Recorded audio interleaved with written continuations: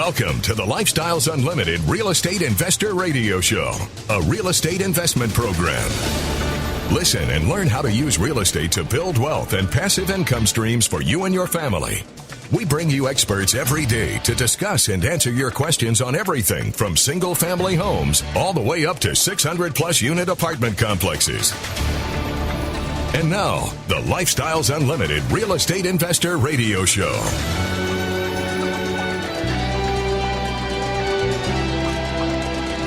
Welcome to the show.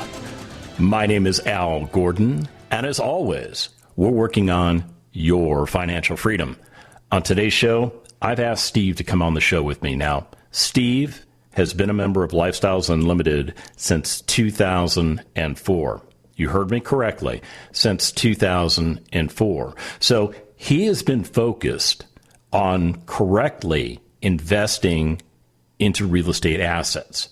And by correctly investing into those real estate assets, he was able to make a significant change in his life. I mean, he got to a point of retirement. We're going to talk about that journey with Steve today. We're also going to talk about the importance of mentors, having somebody in your life that can kind of, put their arm over your shoulder and look you in the eyes and say, you know what, buddy? It's going to be just fine. And then we're going to talk about the returns. We're going to talk about what 17 years of investing has done for this gentleman. So with no further ado, I'm going to welcome Steve onto the show. Steve, thank you for being my guest today. Oh, thank you, Al. This is wonderful. So I've got to ask the question I know that's on everybody's mind. Back in 2004, the real estate market was way different than it is right now. The job market was way different than it is right now.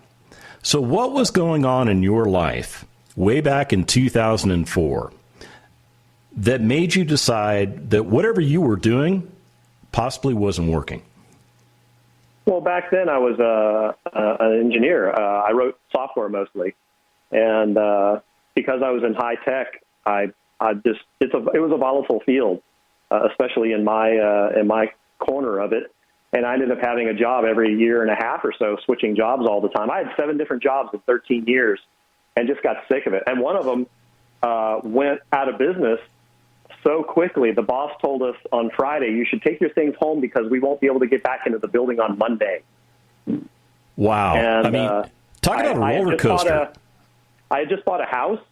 My wife had just had a baby, and she was on unpaid maternity leave, and I was out of a job.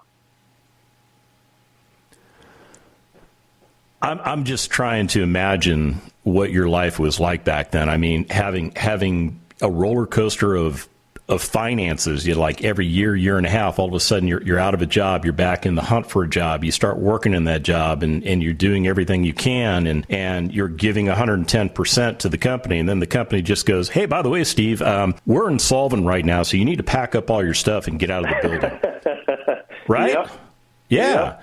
And our severance package was to raid the office supply cabinet. Dude, I got a 12-pack of Post-its, man. I can retire now. I'm good. Yeah. Right? Yeah.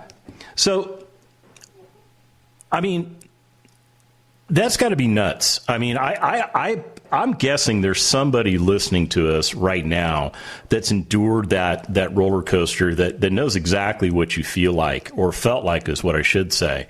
So why real estate? Why look at real estate as a viable option to change the path that you had been on? Well, it was pure chance. My last job, my boss was very challenging. Every other boss I'd have, they loved me. This guy, he challenged me a lot. And so I was driving home frustrated after having had a meeting with him. And on the radio, this guy said, free yourself from corporate America by establishing passive streams of income through real estate investing. And I was like looking for a place to pull off on the side of the road so I could remember who these people were, what was their phone number, how do I get in touch with them? Yeah, I had that same kind of experience. Yeah, it was an epiphany. It was one of those big aha moments of like, here's what I need in order to make the pain stop. So you went to a Lifestyles Unlimited event and Yes. listened to what they had to say. I mean, were you going in skeptical, or did you have an open mind? Oh, skeptical like anything. I am a big time, what do they call, type B personality. Can't make a decision, overanalyze everything. Analysis paralysis guy? Yeah. So I went to the case study and I heard everything, and I got to see Dell. And then I went and did some research. I found out that nobody had sued you guys, which was nice. And I looked up Dell's properties on the tax records, and sure enough, there they were. And so the deals that he had talked about, they were there. And according to the Harris County Appraisal District, he owned them. And I'm like, okay, this is for real. This is not just some guy selling tapes and books. So, I mean, at that point, you were convinced that maybe what this guy was talking about was somewhat legit, correct? Yes. I had faith in the guy because he had done it. And, if he can do it, surely I can, right? Although I didn't really know what the tools to achieve that success were until I went to the 2-day class. And everything that I heard and learned that day made sense. So that kind of helped reassure me that the tools made sense. They seemed like they would succeed. And then they had us go off. Their recommendation was to go read Rich Dad, Poor Dad, which I had never read it before. And when I did, that fixed my brain. I don't know how else to put it. Because from my background, nobody in my family owned a business. Nobody was investing. We were just working and saving money, just like everybody does, and hopefully we'll retire someday. And when I read Rich Dad, Poor Dad, that gave me kind of the investor's instinct, or the different way of thinking about money. And Lifestyles gave me the tools, and I had reassured myself by looking all this stuff up and verifying it, that at the end of the 2-day, I signed up for the preferred membership immediately, like that evening. So you knew you were going to get involved with multifamily investing. Yeah. All right. So way back in 2004, Steve gets an epiphany. He joins Lifestyles, goes through the 16-hour course, decides multifamily is the way to go. When we come back from the break, we're going to pick up the story right there.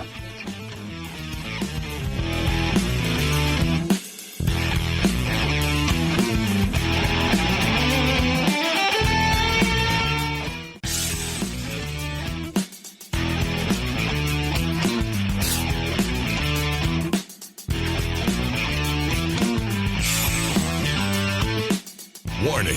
Listening to the Lifestyles Unlimited Real Estate Investor Radio Show will change your life. We will teach you how to create wealth and passive income so you can be financially free. And now, back to your host. Welcome back to the show. So if you're just joining me, I have Steve on as my guest today. Steve is a longtime member of Lifestyles Unlimited. He joined way back in 2004. He's got a 17-year history with our organization, and he has seen a lot of things. He has seen real estate cycles change over time. He has seen investment strategies morph given what is going on in the economy. I mean, he's seen a lot of stuff. And that's why you need to listen to him, because Steve has a lot of wisdom to share. And we're going to get into that wisdom in this segment. As a matter of fact, Steve, we were talking about how you had enough, doing what society had told you to do. And the results you were getting were just terrible, because every time you turned around, you were being laid off, fired, or companies were going bankrupt on you. So you said, enough. In 2004, you skeptically came to Lifestyles Unlimited and checked out what we had to offer you. And after we passed the Steve test, you became a member. Yeah. Once you became a member, how did your investment strategy unfold for you? Well, at that time, Dell was everybody's mentor. He taught all the classes, led all the road trips. He did everything. I don't know how he did it, but he did. And so my first meeting with Dell, I thought I was going to buy rent houses to retire myself.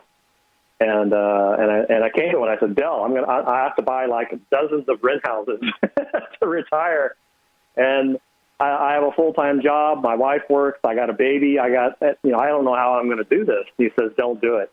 you'll go crazy, or you'll get fired, or both. And he said, get your money together, get your money, figure out how to self-direct your IRAs, which we did. And we invested in our first deal passively in a multifamily project with Emory Jacob.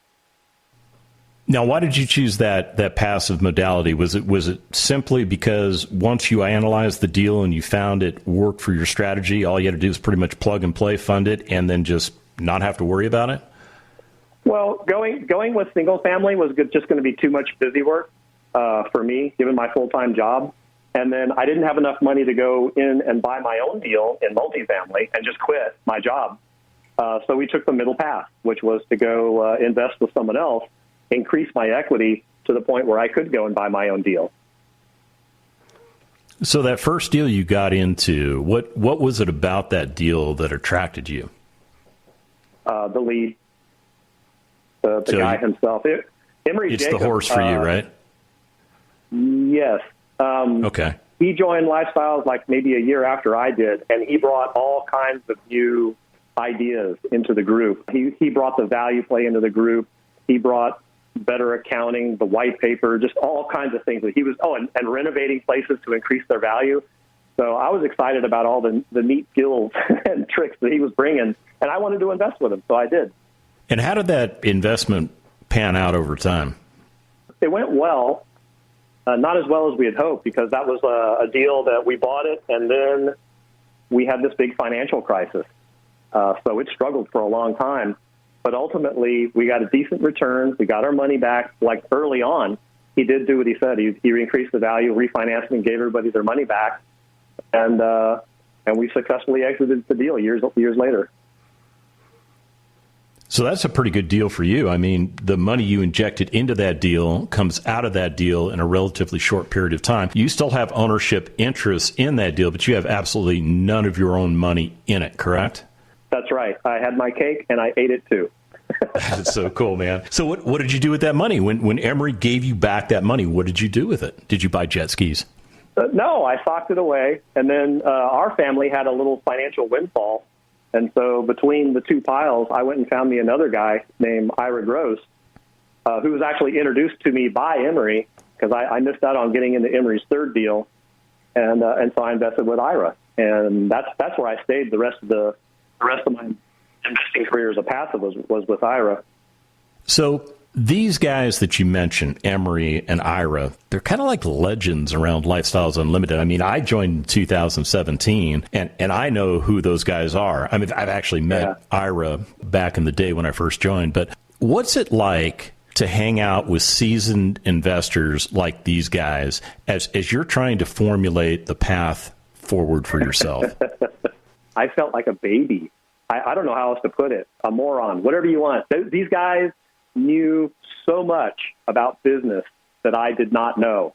And, granted, I had learned a lot from Dell by going to his classes, but these guys were able to teach me so much more. And because we're all in the same real estate club, we all go to the same classes, we all network, we're friends, right? We just, we share, and that's what friends do. And in this case, they shared information, opportunities. It was pretty cool. I felt privileged. So they didn't look down on you. They didn't go, oh, there's that Steve guy. He's the new guy in the group. He doesn't know anything yet. They took you under their wing, correct? Yes, they did. They were very generous with me. I'm guessing they had a desire to see you succeed. Well, yeah. I mean, that is the ideal for any deal, is that, yes, not only does the business succeed, but we bring all of the investors along who invest with it, and they succeed as well. It's just a really neat aspect of Lifestyles, and everybody is kind of looking out for each other's success. And we share those successes as well as the trials. So in your time in Lifestyles Unlimited, have you had like peaks and valleys as far as the time that you spend hanging out with other Lifestyles Unlimited members? In other words, is it like maybe in 2004, 2005, you're like all in 2006, you're kind of like busy, so you kind of back away a little bit, but then in 2007, you jump back in? Or did you maintain contact with the other members pretty much regularly throughout your tenure? Well, when I first joined, I was there as often as I could. All the classes were live. Nothing was recorded. So you went to the seminar room and you listen to Dell for hours. Yeah. And honestly, it was like having a second job. The new people who join today, they are so lucky that all that stuff is online. And then when I was getting into deals, of course, I was in the thick of things. But then I became good friends with Ira, and in fact, we would hunt for deals together, and I was helping him on his acquisitions, helping with the computers and getting things set up, and I ended up working for his management company. Really? Yeah. So I joined Lifestyles in order to quit my job, and I just ended up in another job with Ira just because I enjoyed working with Ira. We were good friends, and he started to pay me, which helped. And I was learning so much from Ira, just sitting in the same office with him while he acquired and operated all these deals. It was an awesome opportunity. Yeah, I'm just sitting here thinking, what a gold mine you found. I mean, not only are you absorbing all this information from this guy that's got it all figured out, he's paying you a salary. Holy smokes. Yeah. We come back from the break. Tragedy will strike. Stick around.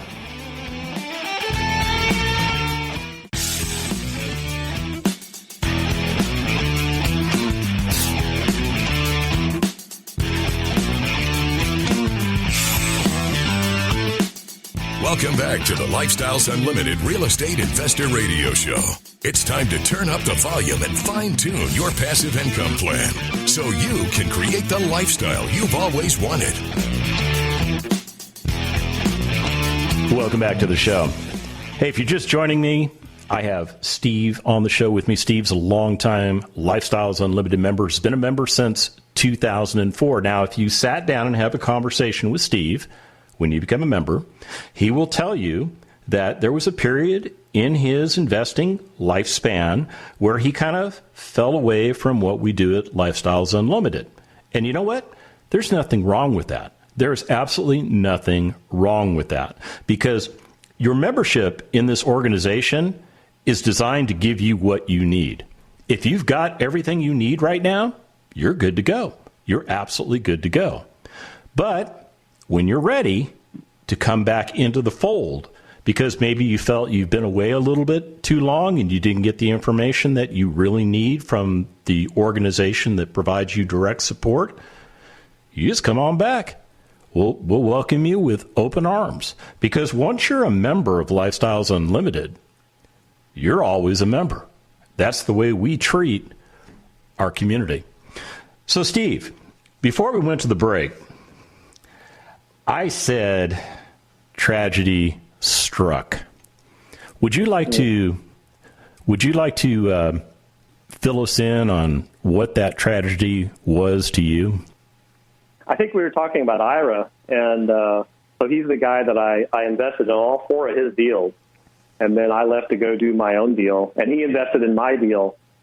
And because we worked together so much for so long, I worked for him for 10 years. It's the longest I had ever worked for anybody, and it was because I enjoyed what I was doing, and I enjoyed working with Ira. But after I had my own deal, Ira passed away, which was a huge loss for both me personally and for Lifestyles, because he's contributed so much to so many. But during that time, when I was in the thick of it with Ira, we both dropped out of Lifestyles. I mean, we didn't drop out. We just, we were busy. We were making money. We were, our deals were successful. We were buying stuff, refinancing stuff, and my mentor, because I didn't know anything when I started this stuff. After I learned everything from Lifestyles, my mentor became Ira, because I sat in an office with him every day, all day, working on all these deals. So I learned everything from him. And when he passed away, it kind of forced me to go back to Lifestyles, because I felt disconnected. I no longer had somebody to turn to call, text, or whatever, with questions and concerns. And that's how I kind of got back into Lifestyles after having really just hiding under a rock for all those years. And by the way, it's been wonderful to be back. The group has grown phenomenally. You guys are everywhere now. Yeah. And all the training is online, which is an amazing convenience. There's more mentors. I went to meetups, which are just like social meetings of the members of Lifestyles. I went to one in New Braunfels. I went to one in Dallas, and just got to meet some wonderful people. It feels like I'm home. I'm with family again. Hey, I was at that one at New Braunfels. The one at Rudy's, is that the one you went to? Yeah. Okay. So you and I were that there. Guy who talked for like a half hour straight. Oh, you were sitting on the other end. At the other end. And I'm sorry, I forgot. We actually have people listening to us on the radio. I was going into friend mode here, so I apologize for that, Steve. Anyway, so what you were pointing out was you were reintegrating yourself back into the culture of Lifestyles Unlimited because as a result of that loss, somebody that was very important to you, somebody that was very influential in your life left the planet. And I mean, it was time for you to kind of put yourself in check and refocus on what you were doing, right? Yeah. I mean, the other tragedy that I was thinking of when you asked me was a divorce. And so I was still in the middle of the divorce when Ira passed away. And I just needed to reconnect with the rest of the world. Having Lifestyles to come back to was wonderful, both for, kind of professional and for my real estate, but also it was just great to be back among friends. So what did you decide to do to get back in the game? Walk me through that process. Well, when Ira passed away, I ended up talking a lot with Lynn Murrow, who I had no idea who this lady was. You were gone for a little while, weren't you? So Lynn shows up, and I'm like, who's this awful person who's taken over from Dell? That's why I resented her, because I felt like she was taking Dell out of the group. Little did I know she was helping Dell, ascend to the next level of fulfillment. And but I got the chance to talk to Lynn, and I found out, she had her own personal tragedies, and we just connected. And so that was a wonderful personal connection. But then she started telling me, dude, go to these meetups, go to these meetings. She told me to get on Podium. I'd heard about Podium, and, because I'm the crusty old guy, I'm like, I'm not going to do Podium. I'm going to do things my way. We don't need that stuff. Like, no, you really need to get on Podium. And I am on Podium now, and it's awesome. So I have her to thank for that. And she said, you are going to the expo. And I'm like, yeah. And she said, no, you are going to the expo. Wow. So, you were getting mentored.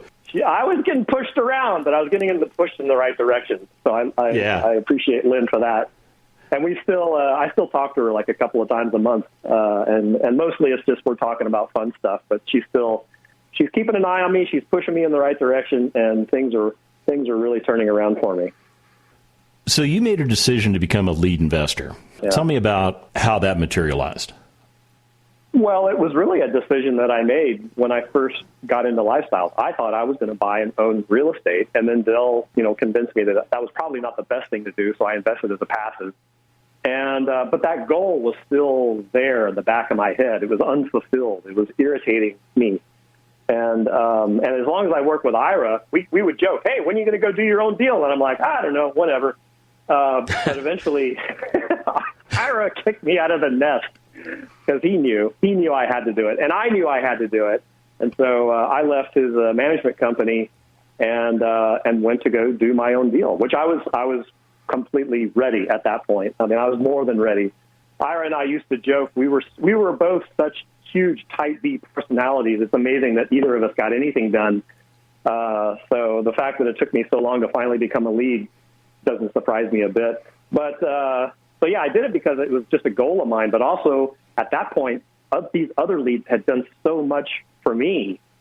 By the time I became a lead and before the divorce, my passive income was $100,000 a year. I could have quit working for Ira. My wife could have quit. We could have just both retired and lived off that money, and have had no obligations except our family and our friends. But I like to work. My wife likes to work, and so because they gave so much to me, I wanted to give back to the community by being one of these brave, lead investors who buys stuff and brings in investors and helps them achieve their goals, their dreams. So the first deal that you took down as a lead investor, I mean, most lead investors, they like to start, kind of small, maybe 12 to 20 units, so maybe jump up to, say, 50. But you went big. I mean, you went right to 98 units. let's just call it what it is. I mean, granted, now you've got all this experience, so it's not like this is going to scare you. But this is also your first time going into the fray on your own. Yeah. So I'll tell you what, Steve, we're going to break right now. When we come back from the break, I'm going to have Steve tell you about this deal he took down. He learned very, very well. Stick around.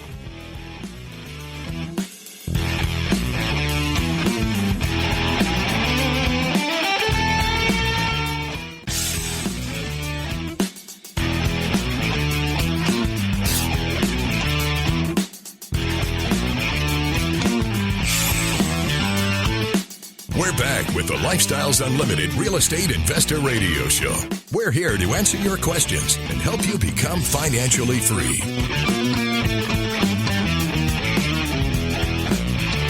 Welcome back to the show.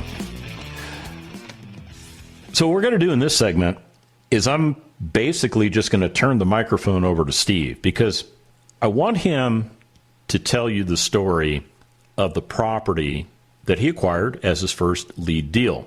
And one of the reasons I want him to share this story with you is I want you, number one, to realize that everything in the world isn't roses.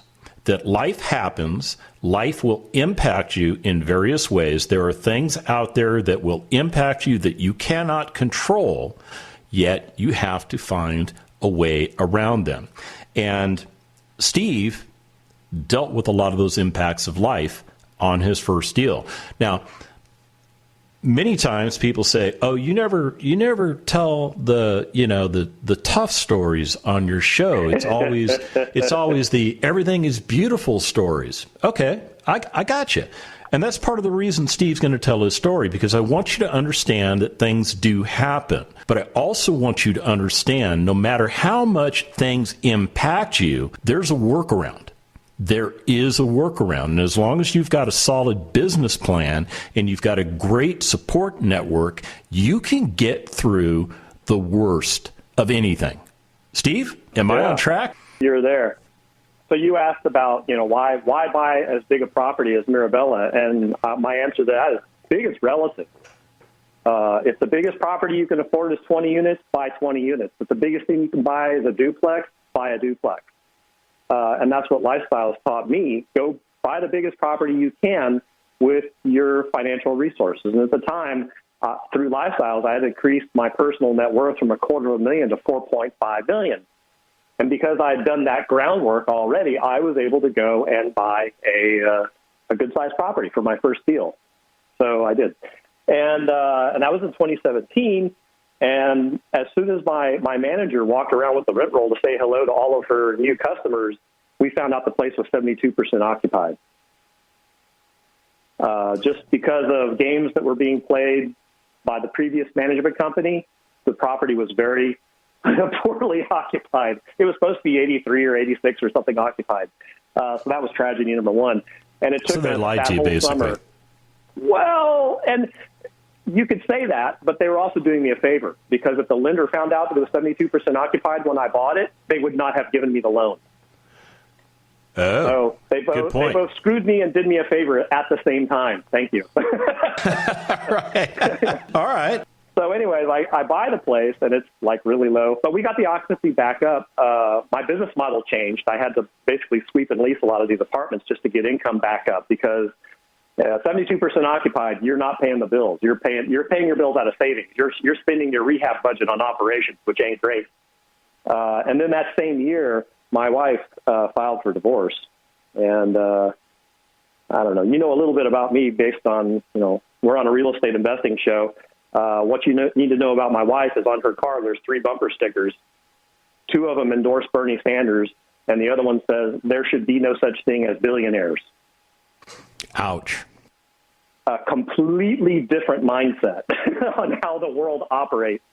And that and some other things ultimately led to a divorce, which was fine. I'm over it now. However, it did decrease my net worth from $4.5 million to $2 million, which was exciting, because now I know I don't really qualify for the loan I just signed up for. Oh, jeez. But the lender was okay with that. They eventually found out I was a good guy, and they just let me run the deal. So anyways, we got occupancy up after the big, disappointment when we bought the place. And the very next year, when we were ready to just rock and roll, they broke a gas main on my street, which blocked off the street for a day. And then a few days later, they were digging the ditches to improve drainage. When they went back to digging the ditches, they broke the gas main again. And then CenterPoint came and replaced the entire gas main from my property all the way down to Shepherd, which closed my street for 6 months. That could not have been good. That was leasing season, those 6 months. We got no leases. We lost occupancy, like 8 or 9% occupancy, and we were back almost where we started. So welcome to year number 1. Ouch. Year number 2, in the off season, after the street was open again, we were able to bring occupancy back up, even though it was not leasing season. So we were doing something right. But then that next leasing season, next year, we had an infestation of field mice. Now, next to my property, there's these big open fields. People raise chickens. The one guy had a goat. Another one's like a little dog training ground. And so there's some wildlife out there, and it all moved into my property. And we had to get the little rodents out of there. And it took professional pest control and some proactive measures on our part to seal the holes in the property, seal the holes inside the apartments. And now things are fine. But during that summer, it was madness. Again, people just left in droves because who wants to live, when they're overrun with mice? But we fixed the problem. And then over the holidays, we grew occupancy again. And finally, I'm like, we're going to have a normal year, a productive leasing season. I got a new manager. She's rocking and rolling, and COVID hit. And I'm like, holy cow, what are we going to do about this? In 1 month, I lost 16% of my income. Now, because I have about 100-unit property, that's like 16 people leaving my property in a month, except they're still there, so I can't rent the units out again. It was terrifying. And I signed personally on this note. It was a bank note, full recourse. And I'm thinking, what am I going to do about this? But in my wonderful little real estate club, the guys were all over it. We were exchanging emails, like 100 emails a day, trying to figure out how to manage this crisis. We figured out about the EIDL grant money. I applied for that, got $4,000. I applied for the PPP, the Paycheck Protection Program money. I got $38,000 from the government, and that helped offset some of that income that I lost and gave me a little war chest to survive the coming month, which was great. And my manager, God bless her, she started helping our residents track down their stimulus checks, sign up for unemployment, sign up for food stamps. She was just trying to help these people stay afloat. And then when people's stimulus checks got lost, she would help them find wherever they went, made sure they got their money. And the church, the local church, Community of Faith Church, God bless them, they started bringing lunches for the kids because the kids couldn't go to school anymore, and a lot of them were on free lunches, and that was the best meal they were getting every day, and they lost it when the schools closed. And when the church started bringing those lunches, they realized the adults were hungry too. So what started out as 25 lunches turned into 150 lunches they would bring every day. It was so many that my employees had to volunteer to hand out the lunches to our residents just so people could put food on the tables while they weren't working because all of their jobs were abolished by the government. And then finally, the rent relief money started to hit, the Baker Ripley money, the Harris County money, the Texas rent relief money, and we signed up for all of those programs to try and get people caught up. We had already waived late fees. We put people on payment plans, and some folks were able to find new work, but not everybody. A lot of folks were struggling, and my manager, Rosemary, helped those people get the support that they needed, whether it was food, whether it was the keeping up on their rent so they could keep a roof over their head. And I am proud to say that over all of 2020, we did not evict a single resident over COVID. We had one lady who would not sign up for anything and would not work with us. And we knew she had income, and she just stopped paying her rent. And she said, Donald Trump says you can't evict me. So we evicted her. That was the only one. Well, they kind of evicted Donald Trump, too. So, We found a way. We were not going to let our good customers suffer because of this unfortunate tragedy and the government kicking everybody out of their work and the kids out of school. We found a way to take care of our people. You know, I just heard, Steve. What's that? You care about people. You care about your residents. I mean, your business model is clearly focused on the needs, wants, and desires of the people that you provide clean, functional workforce housing to. And you care. Everything you just talked about in this segment, it was not about Steve. It was about the people that Steve serves. And I'll tell you what, man, there's no better testament to why anybody should be involved with real estate investing. No better testament than what you just said. Thank you. Yeah. And it came completely from out of the blue because I joined as an engineer. What do I know about people? I know about things. I know about software. And yet when I joined, I realized if you don't take care of your customers, you're screwed. But if you take care of your customers, they will take care of you. And when our residents were struggling and we started to help them, those that could pay did pay. Even if it was just a little bit, a couple $100 here and there, they would pay. And nobody was talking about rent strike. It was amazing. And our residents started to volunteer. They would help pass out the food. They started cooking meals for the whole property. Yeah, because you've got a community. Hey, Steve, I got to cut you off because we're at the end of the show, but I do want to point out that your efforts qualified you for National Apartment Association Award nominations. The Lifestyles Unlimited Real Estate Investor Radio Show is for entertainment purposes only. Please consult a professional regarding your personal investment needs. Nothing presented on the Lifestyles Unlimited Real Estate Investor Radio Show constitutes an endorsement, recommendation, offer, or solicitation to buy or sell any product or security.